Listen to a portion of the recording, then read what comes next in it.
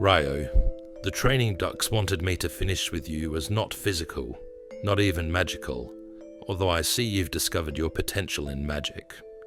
No, my training will be one in the education of the social and political.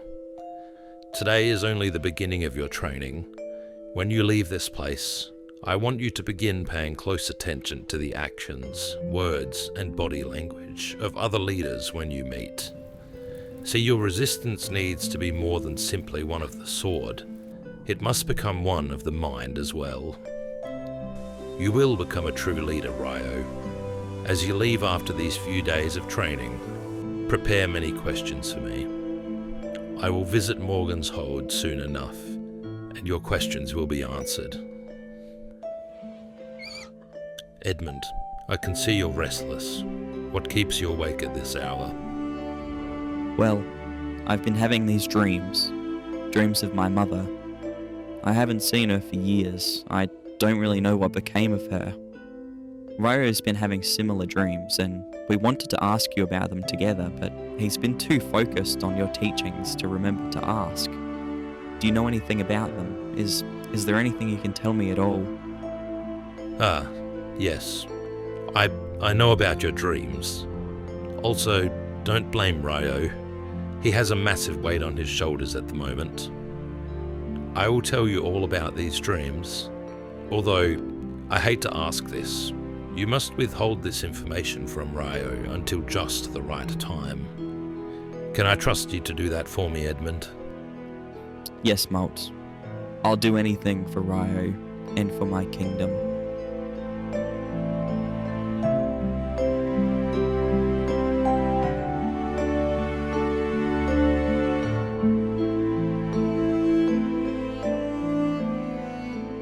Welcome, ladies and gentlemen, back to the 16th episode of the Medieval Rimworld series. Before we get back into it today, I just want to announce I am still working on the Discord. It might take a little while before it's ready, but as soon as it is, I will drop a link and you guys can start joining if you're interested in that.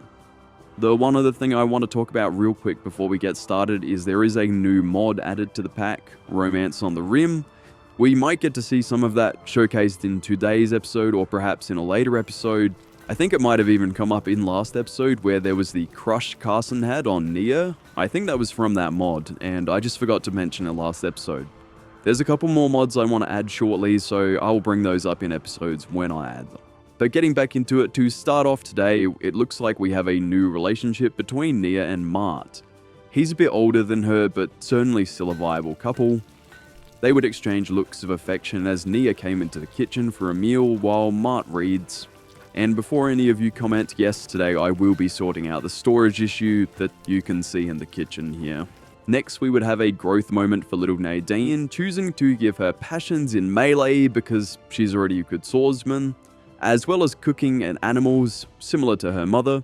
We'd also give her the athletic trait because she loves to run really quickly and is just overall pretty athletic. We'd get stuck into some research for today working on arcane lighting because, as you can see, the castle is very dark and it's becoming inefficient to keep fueling torches. Hopefully with this research we can resolve that issue. When we had finished up this research, Valor would go ahead and construct a wall-mounted sunstone lamp in the hospital as an example of what they can do. These sunstones automatically turn off at night, so I think the hospital is the perfect place to try these out, as it'll let our patients sleep without any annoying light while they're trying to get better from their illness or injury. And speaking of our hospital, and more importantly, people who may need it, we have a Valinor lady downed from a raid from the House of Celestia. Now, I didn't record this, as I said in the last episode, raids are getting a bit boring, so I sometimes just do them without even bother recording at this point. But back to this Valinor lady, her name is Quiris Caliver. Yep, let's not try to pronounce that again. Difficult names aside, we would decide to capture her as she isn't unwaveringly loyal, and she's a Sonic. I think that's the wrong pronunciation of that once again, but that doesn't really matter. What's important is that she has powers that allow her to manifest mental willpower into raw energy. Whatever that means, we'll just have to convert her, recruit her, and test these powers out to see what they actually do. The other great thing is she's also a female, in case you hadn't already noticed, and we have many young eligible bachelors who may want to become her suitor in the near future. However, it probably won't be Edmund, as he's still clearly grieving the loss of Ahsoka.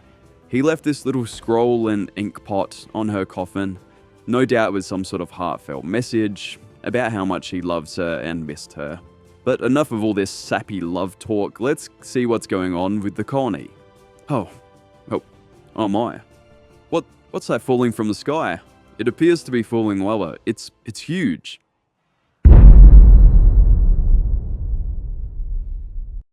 Well, this event has certainly shaken up the colony. Something massive has crashed not too far bigger than any of the meteors we've seen, that's for sure. Ryo was quite intrigued by what he had just seen and would begin to mount a search party with Danders, Edmund, Chalcedon, Platt, Dux, and Bronson. They would leave not long after they had seen this mysterious object fall from the sky. Now, while they're on their way, I'm sure if you watched the end of last episode, you may know what this is, so don't spoil it for anybody. I will say it seems our universe is getting larger than just this planet, and perhaps it may be something from far off in the universe that has landed here today. After the journey that only took a couple of days, approaching we would see billowing smoke from fires set towards the back half of this metal monstrosity that we had come upon.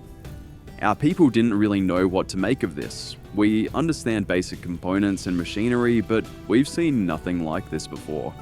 Although of course this probably isn't the first time a ship from space has crash landed on this planet. Regardless, as our people drew near, Ryo would tell Chalcedon to take a group and look around while he heads into the center of the vessel. The group that split off were intrigued by the cockpit, finding several corpses of people wearing some sort of armor that we couldn't quite comprehend. Even looking at just the walls was quite interesting, as they were quite complex, as our people don't really know what wires are or any of these electronical components. Although, regardless of our confusion, we were still saddened by what we saw. These were still humans after all, though had died here, and in a rather unfortunate way. I'm sure there'll be many interesting conversations and thoughts rushing through our head on the way home, thinking of these people and the stars. But returning to Ryo, his group would position themselves, and he would move into the central room, calling out that he'd found some sort of woman. She was knocked out, but she was certainly still alive.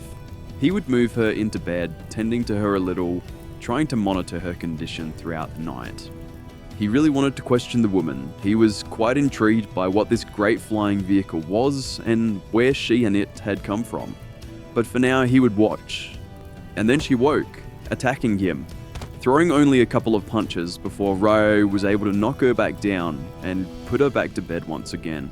Ryo would decide to lay down and rest. While he drifted off, he considered that she was probably more scared of him than he was of her, especially with his helmet, so he wasn't surprised she had attacked.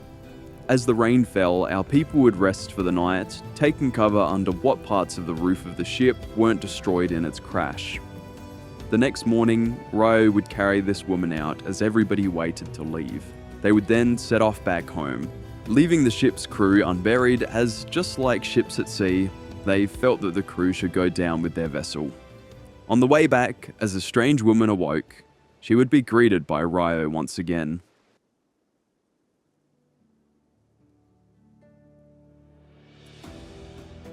I'm glad you're finally awake. Just don't attack me this time.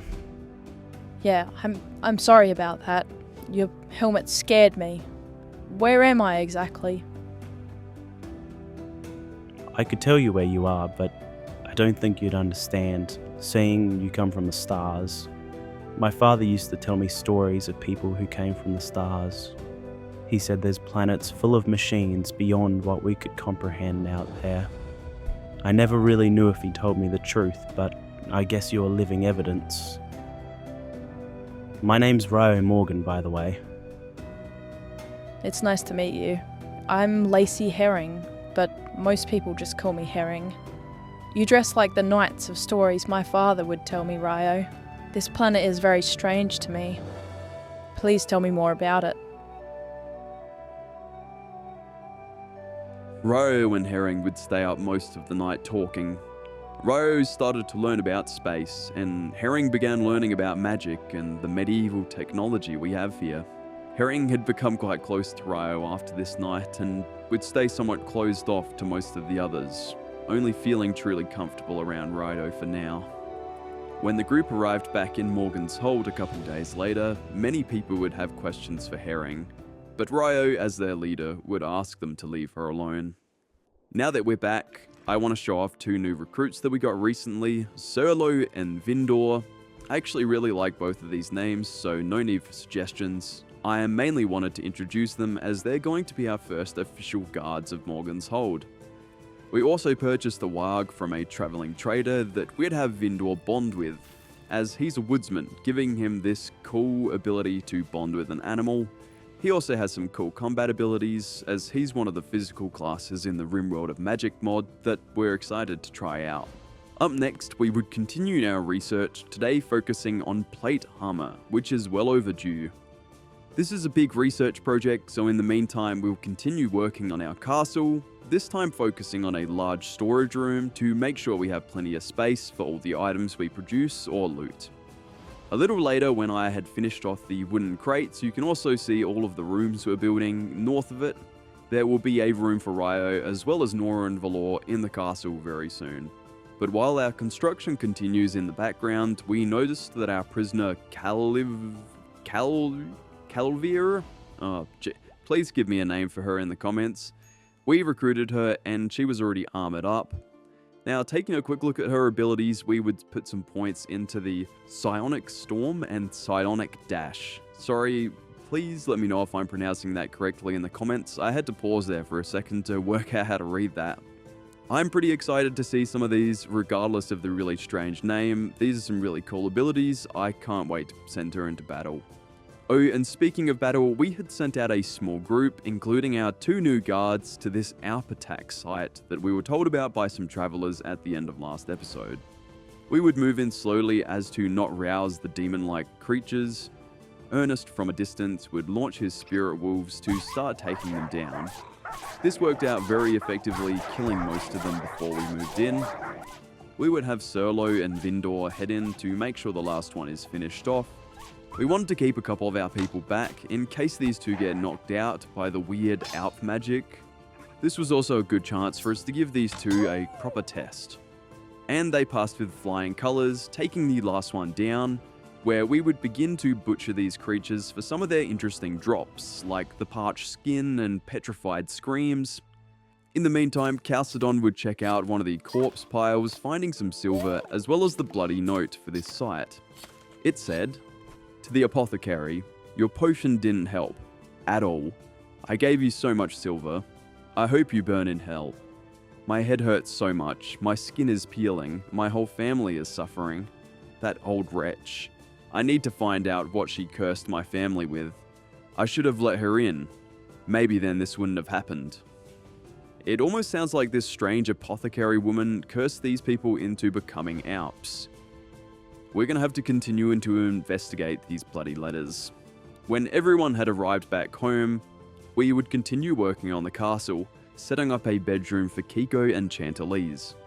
This is by far the most glamorous bedroom we've set up so far, with some of the cool new lights, room dividers, and even their own hearth.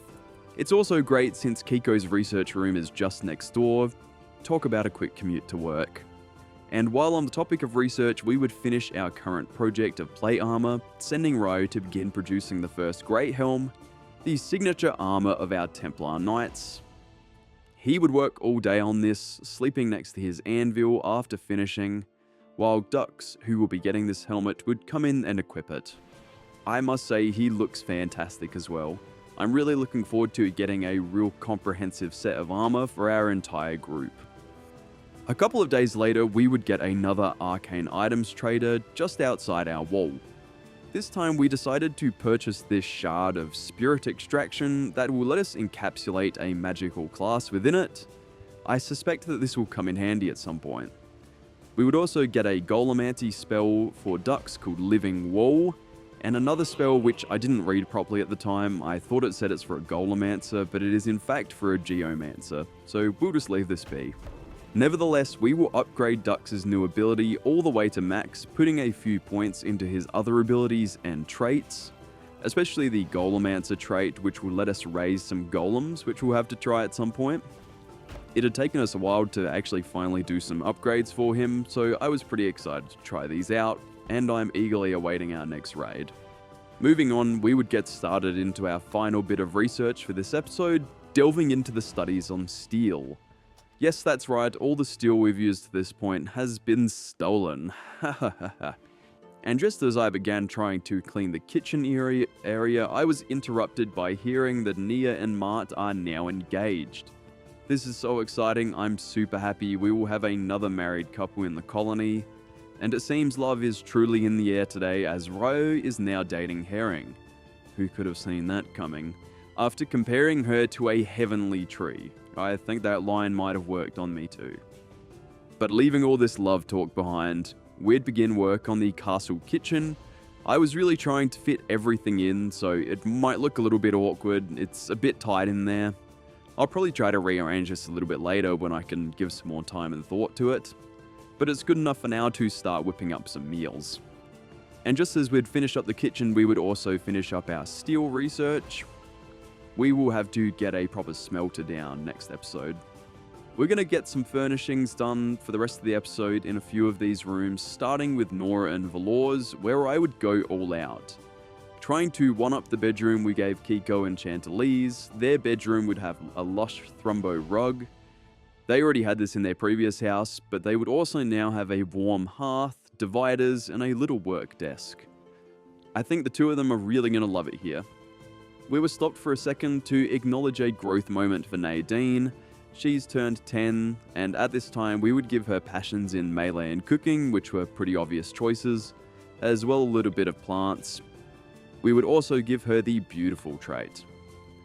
Next up, we would set up a small bedroom for Dux. Now, I'm sure he's probably not going to want to walk through his mother and father's room every time he needs to get to his room, so I'll probably build him his own door after the episode, but it'll do for now.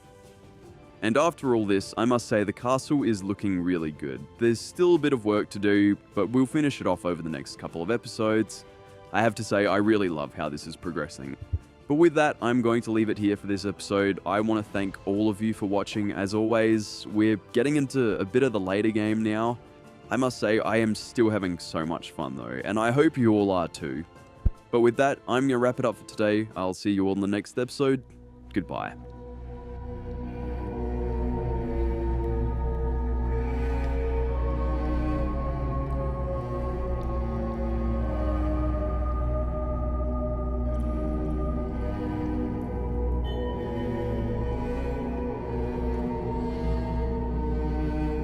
Welcome, Lydia and company. I'm glad we can finally meet. We have beds prepared for all of you. Please come in. Thank you, Ryo. We have much to discuss, and much action to take as well. I thank you in advance for your hospitality.